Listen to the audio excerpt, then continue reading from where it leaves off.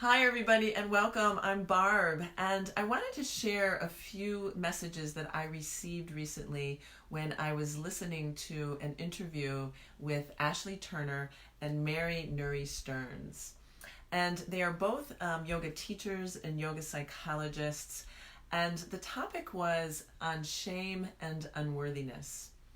And I'm not going to get too deep into that message. I want to share a few things that really resonated with me from this interview. So first, I want to say that I have a segment every Monday on why to meditate. You know, when we are trying to include a lifestyle change or include something into our lifestyle that we think will benefit us, it's really hard. It's hard to find joy in the mundane. Things get tedious. Think of it as whenever you try to change your nutrition plan or add a different exercise program or try meditation or anything else that you really want to try to do, but for some reason we're always sabotaging our best efforts. So the things that I'm going to say really add to the why we meditate in such a powerful way. So let's talk a little bit about our inner critic. So our shame or feelings of unworthiness is our inner critic. It's this negative message that we tell ourselves that we feel this way. And where do these messages come from? So Mary shared something that just made so much sense. But first, I'm going to describe a way to think about our inner critic or our story or the drama that goes on in our minds. It usually spins right here. It makes us crazy. It doesn't let us sleep. It causes stress in the mind, in the body, and it does so much harm. And so she described this story, this inner critic, as being over here.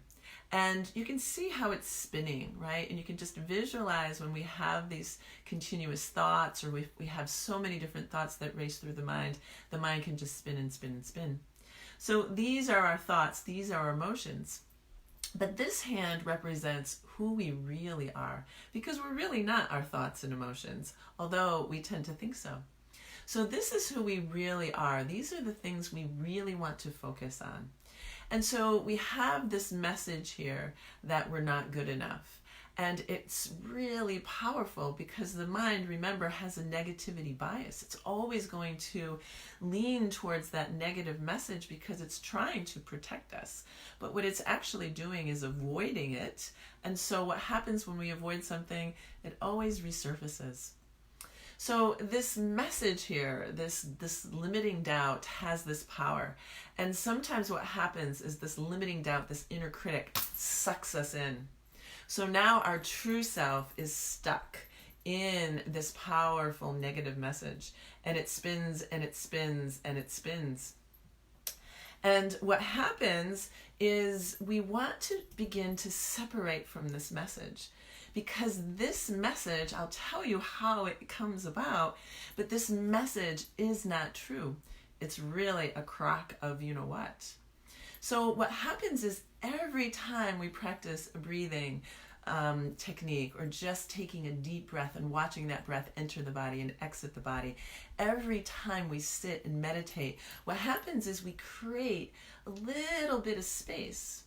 Because when we are attached to it, the energy that is bound up in this story, in the drama, just sucks us dry. We don't have the energy to do what we really want. So what happens is we want to start to create a little bit of space between this thought and this emotion and our true self, and what's happening actually in this very moment. And so we want to begin to create more and more space so that this limiting thought begins to lessen and we begin to strengthen our true core values. So where does this limiting doubt, the shame, the you're not good enough, whatever it is, where does it come from? It often comes from a message we received when we were growing up. And generally from the age of birth through 7, our brain waves are in theta. theta brainwaves. And theta brainwaves, you can think of it as that feeling you have right before you drift off to sleep. It's kind of foggy, it's kind of dreamy like. It's certainly not alert. It's certainly not an opportunity, the perfect time to make an important decision, to have an important conversation, to focus, right? It's a very dreamy state. And up until the age of 7, that's where your brain waves are. So during that time, you do not have the communication skills. You do not have the verbal capacity to share how you feel. You don't even have the critical thinking to know how you feel. You are in a very vulnerable state. And so whatever message you receive is true. You can't argue it. You can't decipher it. There's no discernment. You can't figure it out. The only thing you understand is that message you received from somebody else. So when we are born and placed into our family unit, we are so innocent. We don't have feelings of unworthiness or doubts of our ability, of our strength, of our beauty, of our abundance. It is truly taught to us. So when we, as adults, most of our learning occurs in beta brainwaves. So it's a little bit more activity. And this is where we can learn. This is where we can make decisions for ourselves. But when we are that young, we do not have that capacity. So we believe the limiting doubt. And we take it right with us into adulthood. And what we have to understand, and we do so whenever we create that space, that is not true. We are not that. We are this. We are what we truly want to be. But yet we're sucked into this story because it's lived with us for however many years.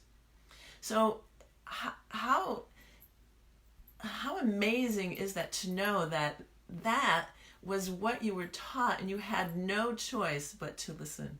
But now you have a choice to create that space and to come further and further away from that limiting belief and to truly live with more joy and with more abundance. And another thing that I took from this interview with Ashley and with Mary Nurrie-Stearns was the use of mantras, especially when it's associated with shame and unworthiness. So I love mantras. I have a midweek mantra where I try to offer a mantra to kind of get us through that week, try to remind us of our gratitude and give us a little kick to just move forward. And what Mary said is when you give a mantra and you really resist it, like when it really hits that shame inner critic, we don't want to use a mantra that creates more conflict.